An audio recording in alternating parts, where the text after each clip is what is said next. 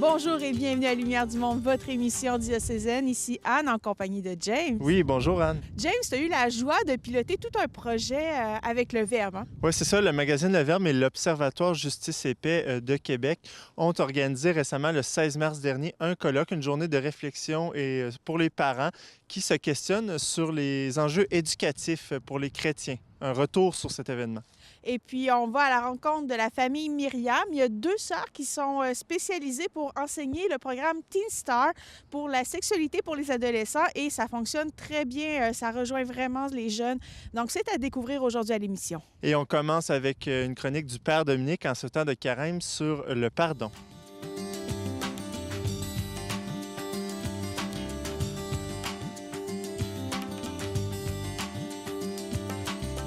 Aujourd'hui, kit de survie pour le sacrement du pardon.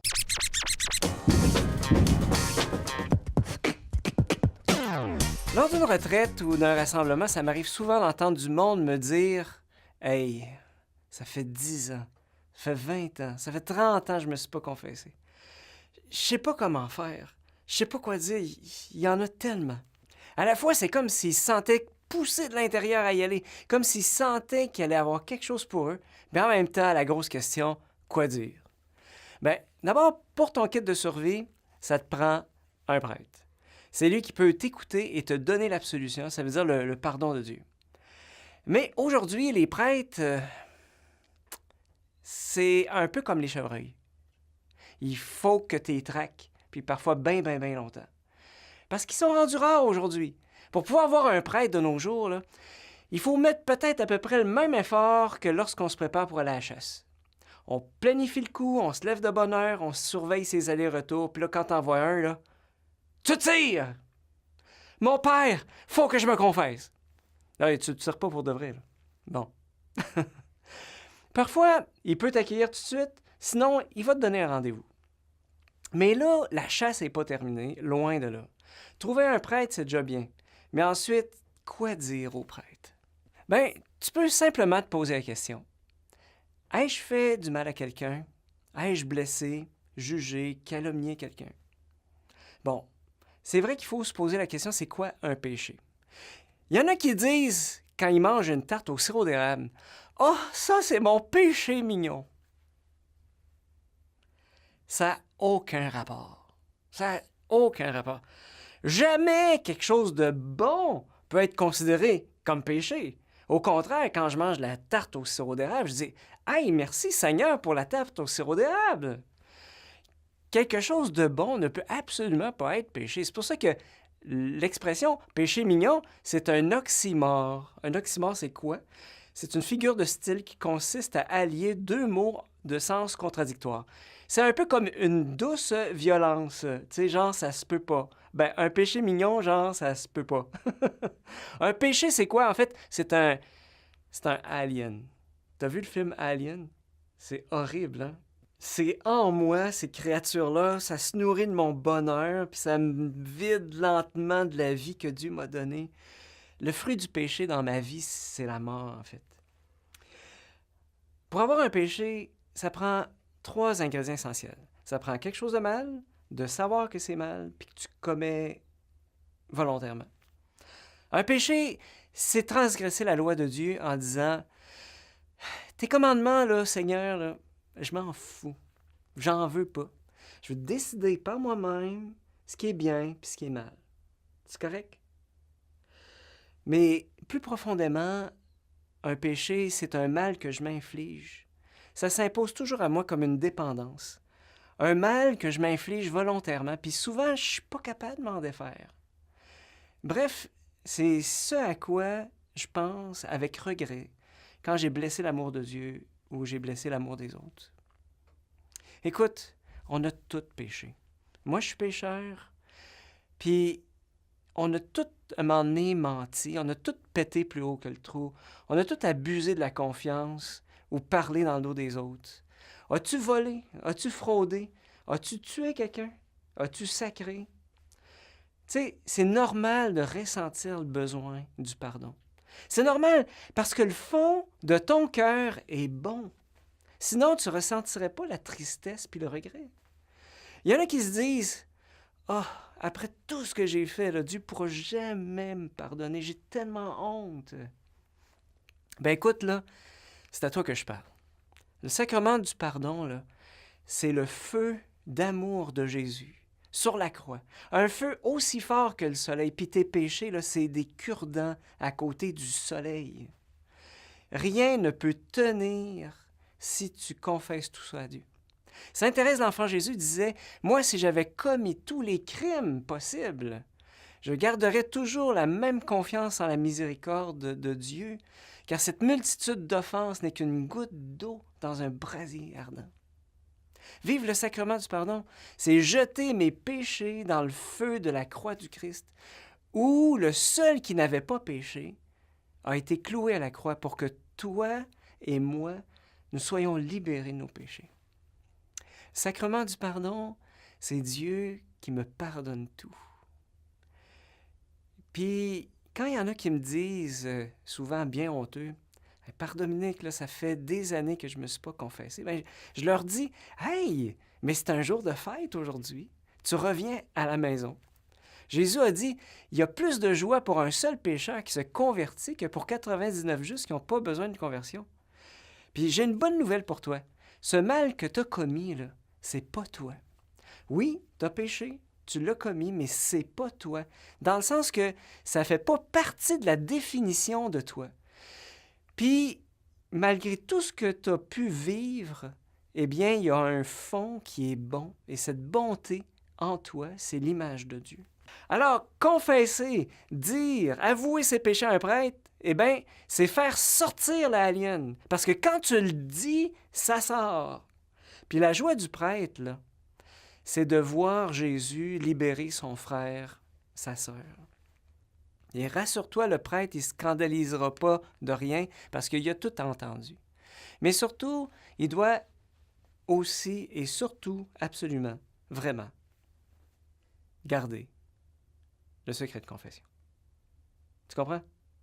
Alors, c'est sûr que c'est pas beau. C'est sûr que c'est honteux. Puis quand ça sort, écoute, l'alien, c'est ça, il est comme vraiment pas beau. Mais ensuite, il est anéanti dans le feu. Puis là, tu sens intérieurement qu'il est vraiment parti pour toujours. Il y a une paix immense qui s'installe. Aussi forte, sinon plus que la honte. Parce que c'est vraiment le sang de Jésus qui coule sur ton âme puis qui te libère. Alors, s'il y a une chose que je peux te dire maintenant, là, c'est garoche. Reste pas pogné avec le moton dans la gorge. Ça fait peut-être trop longtemps que ça fait mal, alors garoche. Trouve un prêtre avec qui tu te sens en confiance, puis garoche. Garoche, cure-dent dans le soleil. Pour l'amour de Dieu, garoche. C'était Père Dominique pour ECDQ.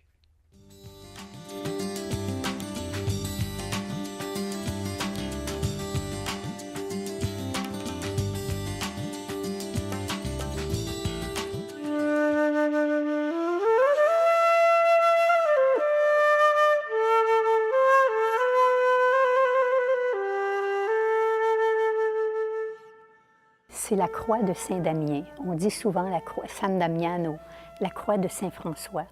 C'est que François, qui était en prière, a vu, il ne savait plus quoi faire, et puis Dieu lui a dit « Rebâtis mon Église ».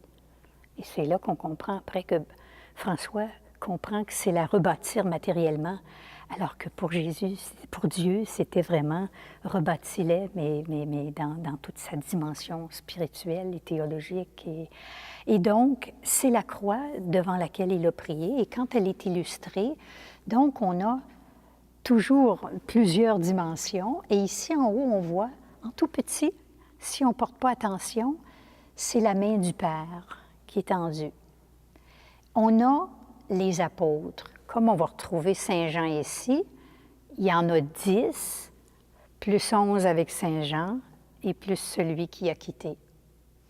Et on a Jésus il tient le bois de la croix dans sa main. Et puis, il est en marche.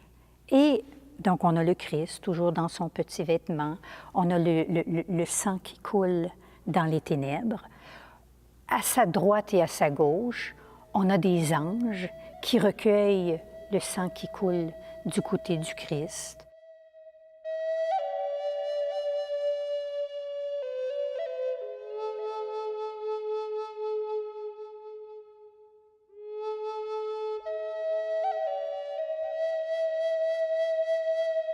Alors, à gauche et à droite de Jésus, on a d'un côté Marie, sa mère, et le Fils bien-aimé, qui sont toujours tellement proches, qui sont au pied de la croix tous les deux.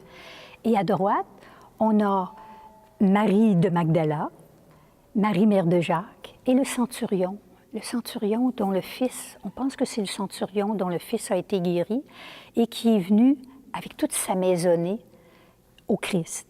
Alors, c'est pour ça qu'on voit comme un petit enfant, on voit des petits bonhommes autour. C'est pour illustrer que c'est toute sa maisonnée qui est venue au Christ avec lui. En bas, il y a différentes interprétations. On dit parfois que ce sont des notables de l'Ombrie, parce que François, c'est en Ombrie que ça se situe. Il y a différentes interprétations.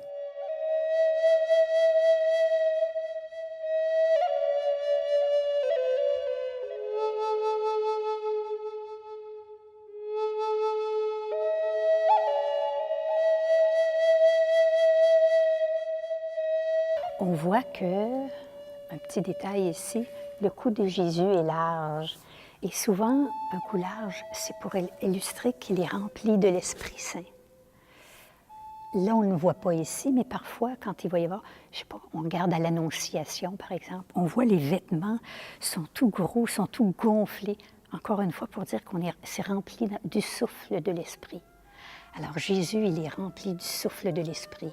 Il y a une oreille qui est grande, c'est parce qu'il est écoute. On va voir souvent sur les icônes, les lèvres sont petites, c'est pour faire silence.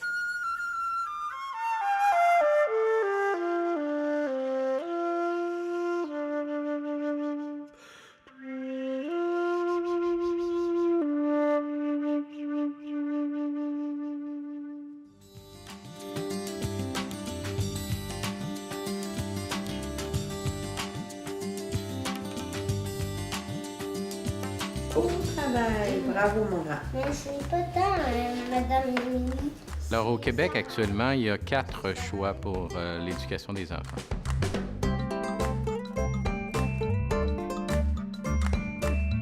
Alors, il y a 2 catégories de choix. La première catégorie, c'est on envoie les enfants à l'extérieur de la maison. Et dans cette catégorie-là, il y a 2 choix. Évidemment, le choix le plus populaire, c'est l'école publique. Donc, on envoie son enfant à l'école du quartier, primaire ou secondaire. Cette école-là dépend d'une commission scolaire et puis elle suit les règles ministérielles. L'autre possibilité, c'est d'envoyer son enfant à l'école privée. Alors ça, c'est une école qui, tout en suivant les règles ministérielles, ne dépend pas d'une commission scolaire, mais d'un conseil d'administration où les parents vont siéger. Normalement, les parents vont siéger puis prendre des décisions sur les valeurs de l'école, sur son projet éducatif, donc pour avoir une école qui a une couleur particulière. La grande majorité des écoles privées au Québec, la proportion, à mon avis, ça doit être tout près de 80 % de ces écoles-là ont été fondées par des ordres religieux, soit des sœurs, soit des frères, qui avaient pour vocation l'enseignement. Quand on reste à la maison, il y a 2 possibilités également.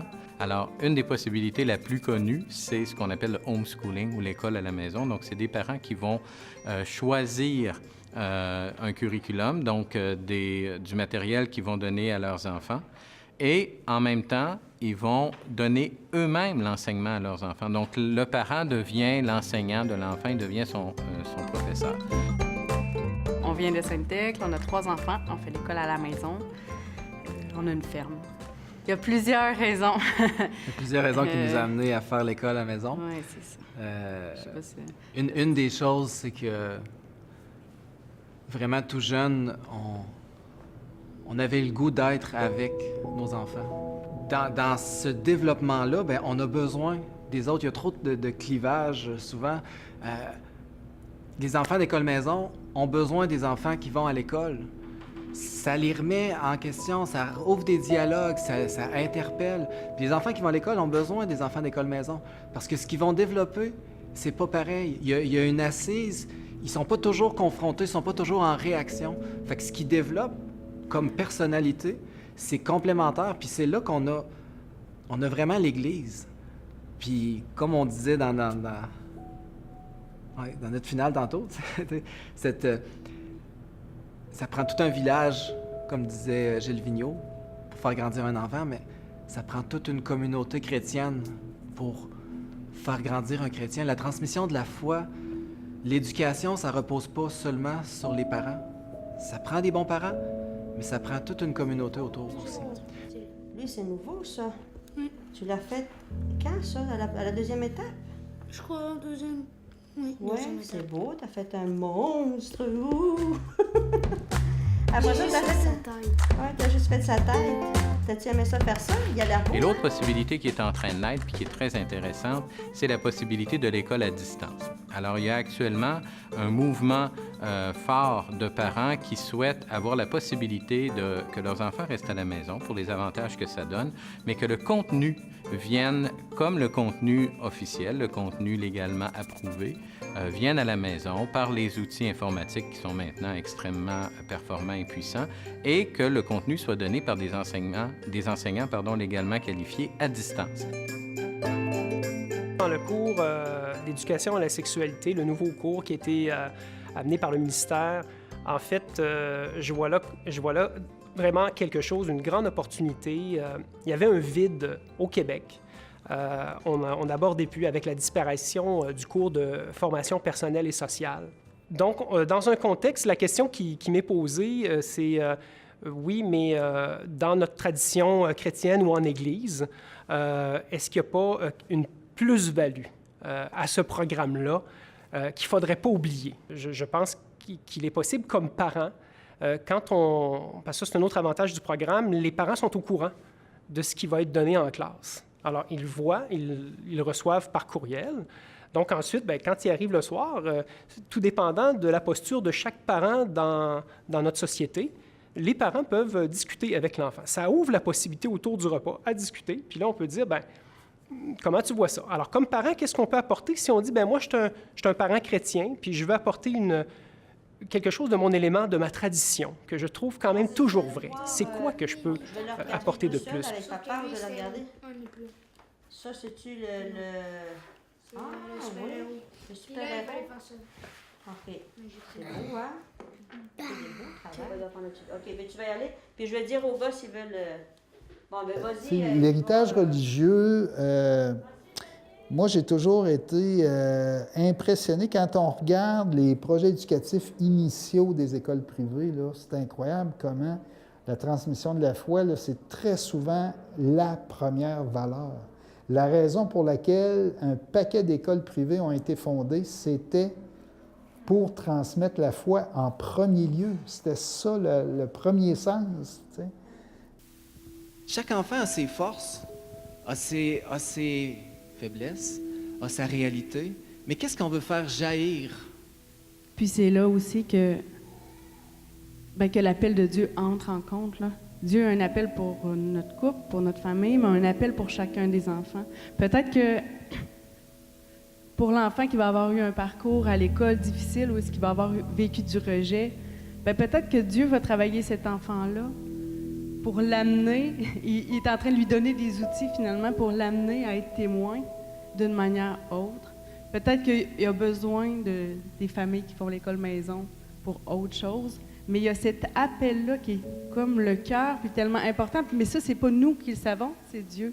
C'est Dieu qui a créé nos enfants. C'est lui qui sait pour chacun qu'est-ce que dans son plan d'amour, l'enfant va avoir besoin de vivre dans son parcours pour porter son fruit.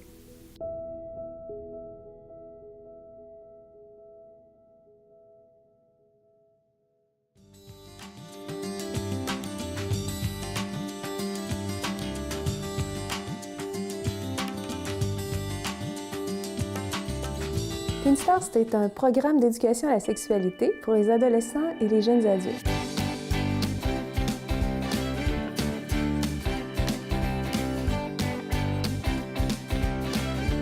Ça a été fondé en 1980 par Sœur Hannah Klaus. Hi, I'm Hannah Klaus. Sœur Hannah, c'est une Juive qui est née en Autriche.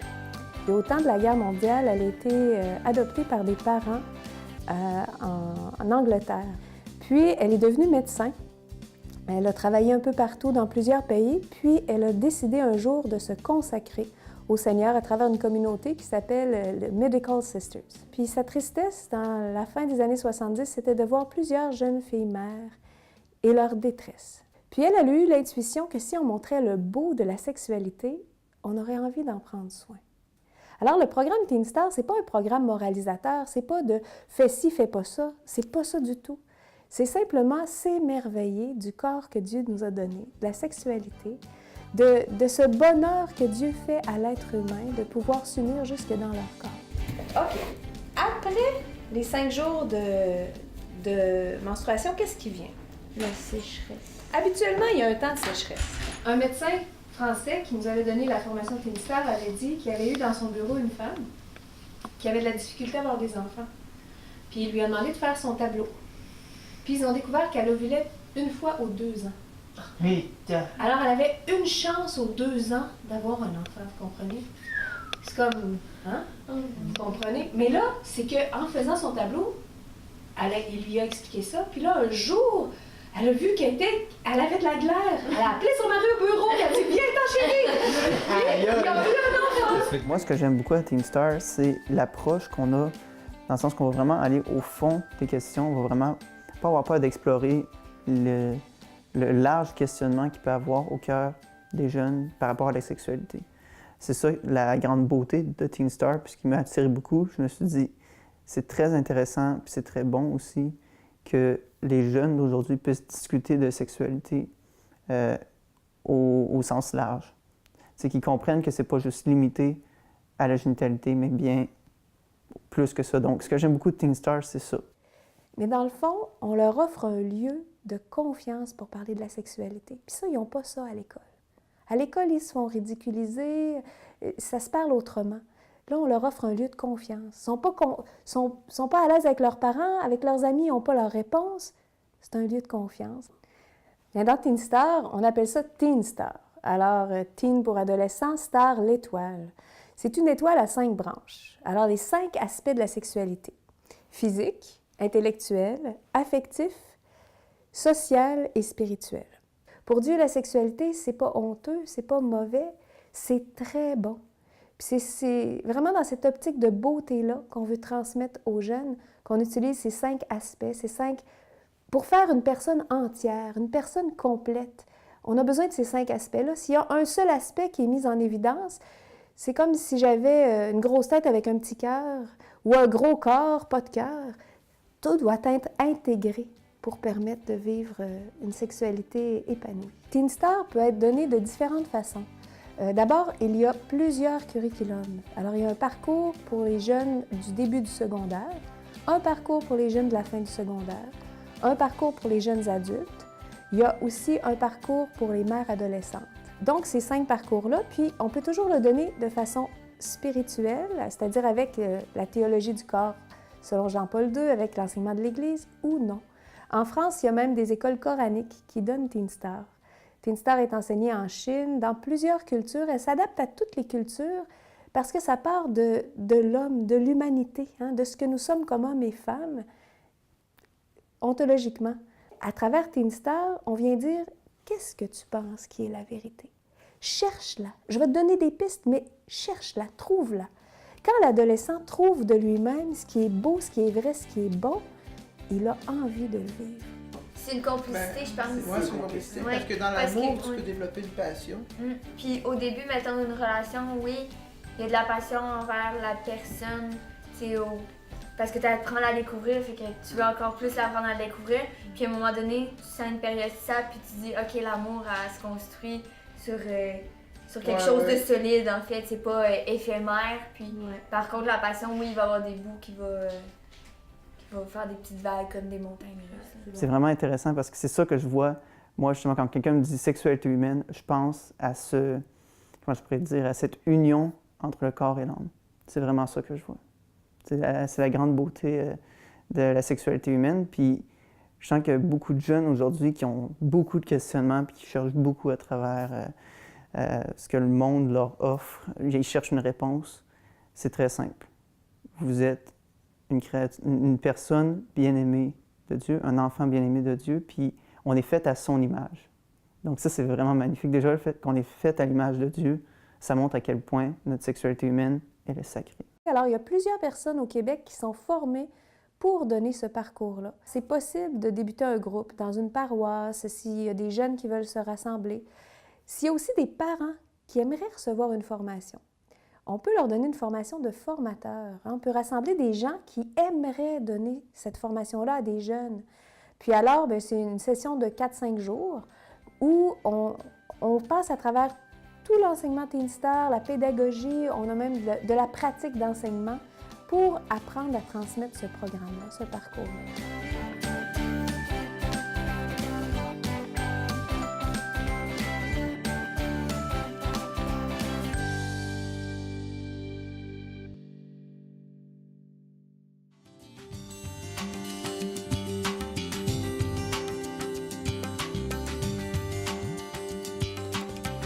Vraiment, les chrétiens à l'école, c'est une question qui continue de préoccuper. D'ailleurs, il va y avoir des suites à la journée de réflexion que vous avez organisée. Eh bien, on l'espère d'une part parce que les gens, ça a été une occasion pour eux de se réseauter entre familles, entre parents. On espère que ça va donner lieu à, je ne sais pas, de certains rassemblements, une continuité dans cette réflexion. Mais d'autre part, toutes les conférences et tous les ateliers de la journée ont été filmés par SCDQ. Donc, prochainement, restez à l'affût sur le site web du Verbe ou de l'Observatoire Justice et Paix parce que vous allez peut-être pouvoir avoir accès éventuellement aux vidéos de ces ateliers-là. Bon, c'est très intéressant pour ceux qui n'ont pas pu y participer. Et puis la semaine prochaine à l'émission, c'est la semaine 5, donc tous nos reportages seront consacrés à ce temps fort de l'année. À la semaine prochaine!